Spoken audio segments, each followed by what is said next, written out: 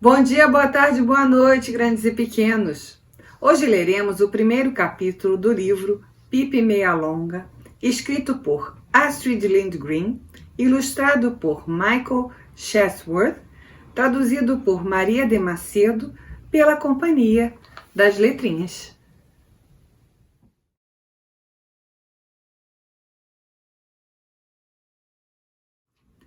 Pippi vai morar na Vila Vilecula. Aquela era uma cidade muito pequena, pequena mesmo. Na beirinha da cidade havia um velho jardim abandonado. No jardim havia uma casa velha e na casa morava Pippi Meia Longa. Pippi tinha 9 anos e morava completamente sozinha. A menina não tinha pai nem mãe e, no fim das contas, até que isso era bom, porque ninguém vinha dizer a ela que estava na hora de ir para a cama no exato instante em que ela estava se divertindo mais. E ninguém a mandava tomar óleo de fígado de bacalhau quando ela estava com vontade de chupar uma bala. Muito tempo antes, Pippi tivera um pai de quem gostava muitíssimo. E antes ainda, lógico, que também havia tido uma mãe. Só que já fazia tanto tempo que ela não tinha mais mãe que quase nem conseguia mais se lembrar dela. A mãe de Pippi tinha morrido quando ela ainda era bebê, um bebezinho deitado no berço e que berrava tão alto que ninguém aguentava ficar por perto. Pippi tinha certeza de que a mãe agora estava no céu, espiando por um buraquinho para poder ver a filha aqui embaixo.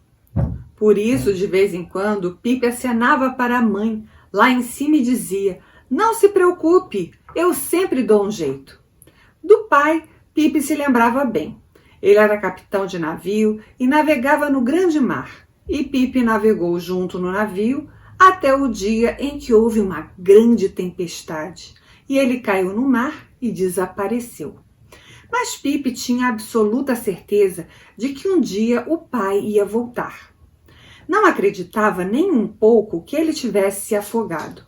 Achava que tinha ido boiando mar afora até chegar a uma ilha cheia de canibais e que depois tinha virado rei de todos os canibais e que andava pela ilha o dia inteiro com uma coroa de ouro na cabeça. "Meu pai é rei dos canibais. Não é qualquer criança que tem um pai como o meu", costumava dizer Pippi muito orgulhosa. "E assim que meu pai conseguir construir um navio novo, vem me buscar e eu vou virar princesa dos canibais. Vai ser o máximo."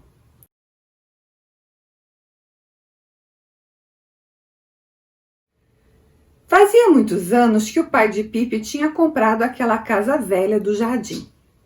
A ideia dele era morar na casa com a filha quando ficasse velho e não pudesse mais navegar mar afora.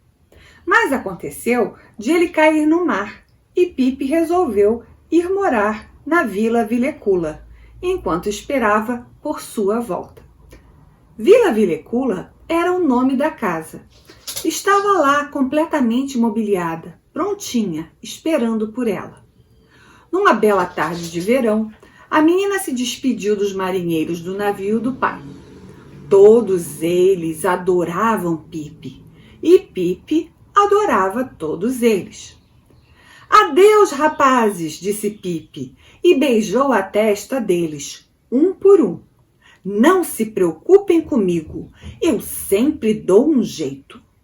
Pippi saiu do navio levando 2 coisas: um macaquinho chamado Senhor Nilson, presente do pai, e uma enorme mala cheia de moedas de ouro. Os marinheiros, enfileirados no convés do navio, olharam para Pippi até ela desaparecer na distância. E a menina foi em frente sem olhar para trás, com o Sr. Nilson empoleirado no ombro e a mala na mão. "Que criança fantástica", disse um dos marinheiros secando uma lágrima, ao ver Pippi sumir ao longe. Ele tinha razão. Pippi era uma criança realmente fantástica. E o que Pippi tinha de mais fantástico era o fato de ser muito forte. Era tão incrivelmente forte que não se encontrava em todo o vasto mundo um só policial tão forte quanto ela. Pipe conseguia carregar um cavalo se quisesse. E queria. Aliás, possuía um cavalo comprado com uma das suas muitas moedas de ouro no dia da mudança para a Vila Vilecula.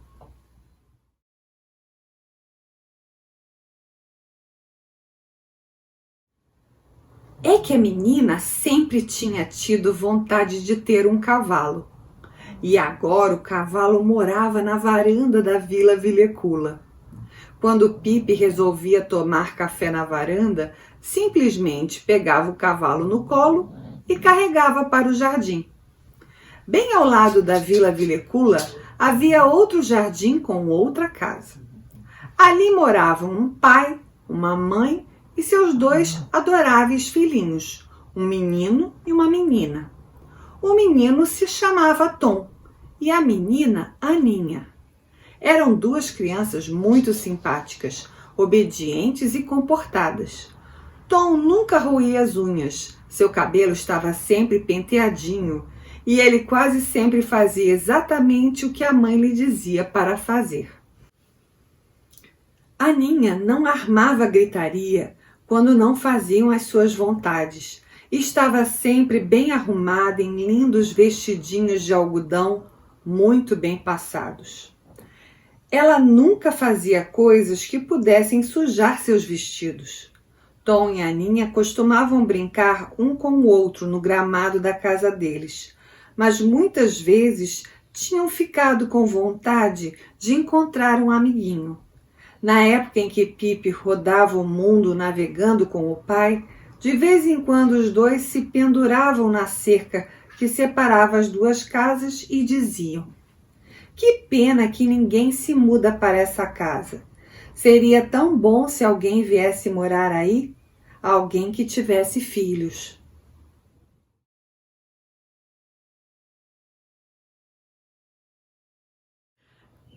Naquela linda tarde de verão em que Pipe entrou pela primeira vez em seus domínios da Vila Vilecula, Tom e Aninha não estavam em casa. Os 2 tinham ido passar uma semana com a avó. Por isso, quando voltaram, não faziam a menor ideia de que houvesse alguém morando na casa ao lado. E quando, no primeiro dia depois de voltarem, os 2 foram para junto do portão e ficaram olhando a rua, nem passou pela cabeça deles que agora pudessem ter uma amiguinha morando tão perto de casa. Exatamente naquele momento em que os 2 tentavam inventar alguma coisa para fazer, procurando adivinhar se por acaso ia acontecer alguma coisa emocionante ou aquele ia ser um dia chato em que não conseguiam inventar nada para brincar, bem nessa hora, o portão da Vila Vilecula se abriu e uma meninazinha saiu para a calçada. Era a menina mais fantástica que Tom e Aninha já tinham visto.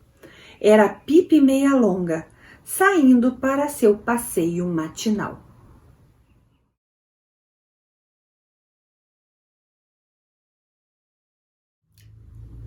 A menina que eles viram era assim. Tinha cabelo cor de cenoura e usava 2 tranças bem apertadas, que ficavam espichadas para os lados. Seu nariz parecia uma batatinha bem pequena e era todo pintado de sardas. Debaixo de seu nariz havia uma boca realmente bem larga, com dentes brancos e fortes. A roupa que ela estava usando era muito engraçada. A própria Pipe é que tinha feito. No começo, ela pretendia fazer um vestido azul, só que o pano azul era muito pequeno, não dava para fazer o vestido. Por isso, Pipe tinha costurado pequenos quadrados vermelhos em vários lugares. Suas pernas compridas e magricelas estavam cobertas por um par de meias compridas, uma marrom, outra preta. Além disso, ela estava usando uns sapatos pretos com exatamente o dobro do tamanho de seus pés. O pai de Pipe tinha comprado aqueles sapatos para ela na América do Sul, para que a filha não precisasse se preocupar com a questão quando crescesse, e eram os únicos sapatos que a menina gostava de usar. Mas o que fez Tom e Aninha arregalar os olhos para valer foi um macaco sentado no ombro da menina desconhecida. O macaquinho vestia calça azul, paletó amarelo e chapéu branco, de palha. Pipe se afastou. Andava com um pé na calçada e outro na rua. Tom e Aninha ficavam olhando para ela até ela desaparecer da vista. Pouco depois voltou. E voltou andando de costas.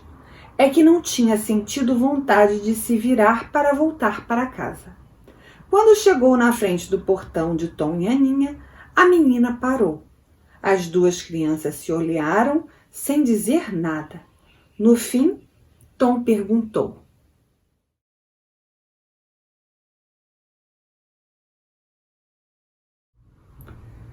"Por que você está andando de costas?"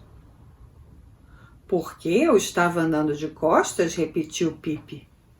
"Por acaso nós não vivemos num país livre? Por acaso cada um não faz o que tem vontade de fazer? Aliás, é bom você ficar sabendo que no Egito todas as pessoas andam desse jeito e ninguém acha nem um pouco esquisito." "Como é que você sabe?" perguntou Tom. "Você nunca esteve no Egito?" "De onde você tirou que eu nunca estive no Egito?" "Pois estive. Fique sabendo que eu já estive em todos os lugares do mundo e já vi muitas coisas bem mais estranhas do que pessoas andando de costas. Imagine só o que você não diria se eu estivesse andando com as mãos, como fazem os habitantes da Índia remota." "É tudo mentira sua", disse Tom. Pipe pensou um pouco. Você tem razão. É mentira", disse ela chateada. "É feio mentir", disse Aninha, que finalmente tinha criado coragem para abrir a boca. "É mesmo, é muito feio mentir", disse Pipe, ainda mais triste. "Mas de vez em quando eu esqueço, entende? E você acha mesmo que uma menina que tem uma mãe que é um anjo e um pai que é rei dos canibais, uma menina que passou a vida inteira navegando o mar afora, tem de ficar o tempo todo dizendo a verdade?"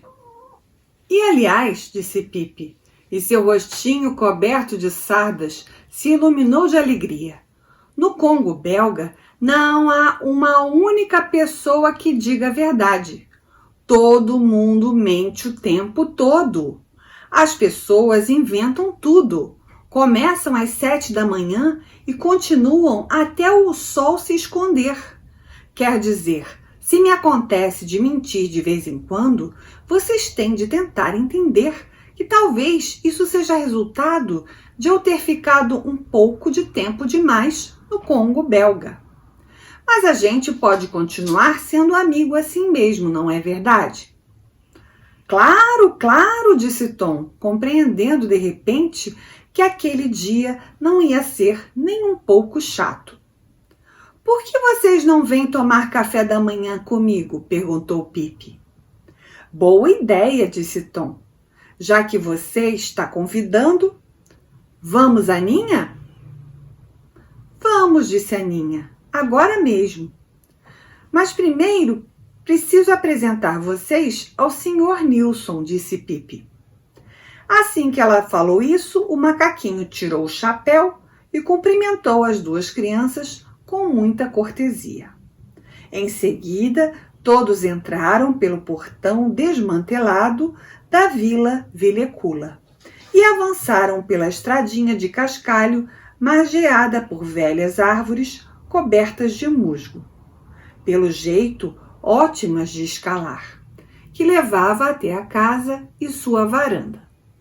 Na varanda estava o cavalo, ruminando aveia servida numa sopeira. "Será que você pode me dizer De onde tirou a ideia de pôr um cavalo na varanda? Perguntou Tom.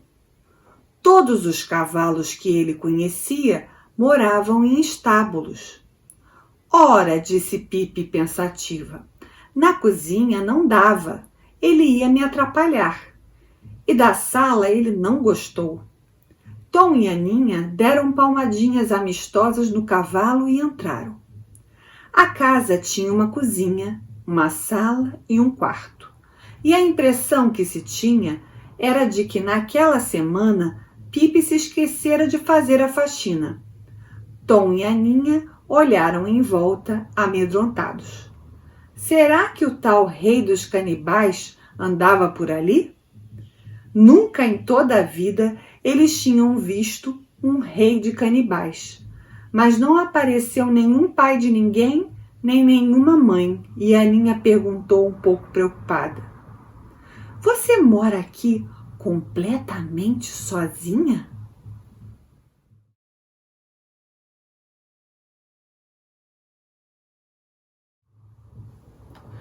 Claro que não, disse Pipi. O senhor Nilson e o cavalo também moram aqui. Mas, quer dizer, você não mora com seu pai e sua mãe? Não, não moro, disse Pipi satisfeita. Mas quem avisa você quando está na hora de ir para a cama? E coisas desse tipo, perguntou Aninha. Eu mesma me aviso, disse Pipi. Primeiro falo calmamente. Se não obedeço, falo um pouco mais alto. Se continuo não obedecendo, aí tenho de me dar umas palmadas, vocês entendem? Tom e Aninha não entenderam nem um pouco, mas acharam que talvez aquele fosse um jeito bom. Enquanto conversavam, os três tinham entrado na cozinha. E Pipi cantarolou. Agora vamos fritar panquecas, agora vamos fazer panquicas, agora vamos assar pancocas. Em seguida, pegou 3 ovos e jogou para o alto. Um dos ovos caiu em sua cabeça e se quebrou, e a gema escorreu pelos olhos dela. Mas os outros 2 ela conseguiu aparar direitinho com uma tigela. E se espatifaram.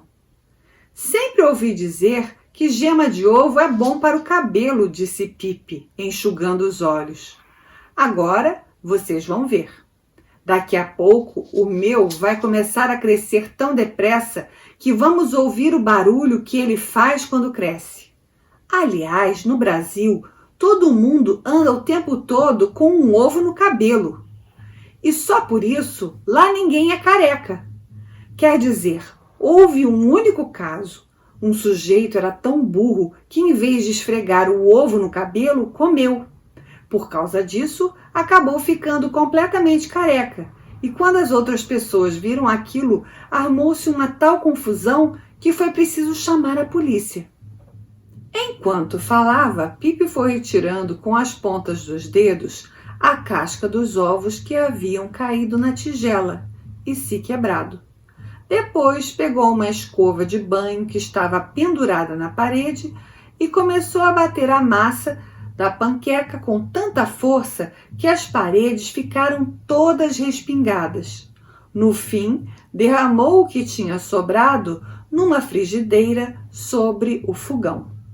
Quando a panqueca ficou dourada de um lado, Pipi jogou-a para cima até quase o teto, fazendo-a virar no ar e cair na frigideira com o outro lado para baixo. E quando a panqueca ficou pronta, Pipi jogou-a diretamente da frigideira para um prato que estava em cima da mesa, do outro lado da cozinha. Comam, gritou Pipi, se não esfria. Tom e Aninha comeram e acharam aquela panqueca muito boa. Depois que acabaram, Pipi convidou os 2 a ir para a sala. Na sala só havia um móvel. Era uma cômoda muito, muito grande, cheia de gavetas muito, muito pequenas. Pipi abriu as gavetas e mostrou a Tom e Aninha todos os tesouros que guardava ali. Havia maravilhosos ovos de passarinho, estranhas conchas e pedras, lindas e delicadas caixinhas, um espelho de prata, colares de pérolas e muitas outras coisas compradas por Pipi e o pai em suas viagens mundo afora. Pipi deu uma lembrança a cada um dos novos amiguinhos, para que não se esquecessem dela. Tom ganhou uma adaga de punho cintilante, de madrepérola, e Aninha uma pequena caixa de tampa enfeitada com conchas rosadas. Dentro da caixa havia um anel de pedra verde. Acho que agora é melhor vocês irem para casa, disse Pipi. Assim podem voltar amanhã, porque se vocês não forem para casa, não vão poder voltar amanhã. E isso seria muito triste. Tom e Aninha concordaram e foram para casa. Passaram pelo cavalo, que já comera toda a aveia, e saíram pelo portão da Vila Vilecula. Quando iam saindo, o Sr. Nilson fez um aceno com o chapéu.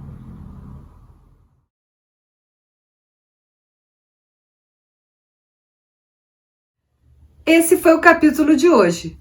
Se você gostou, comente aqui embaixo para que eu possa ler o próximo. E não esqueçam de curtir, compartilhar e se inscrever para ajudar aqui no canal. Até a próxima!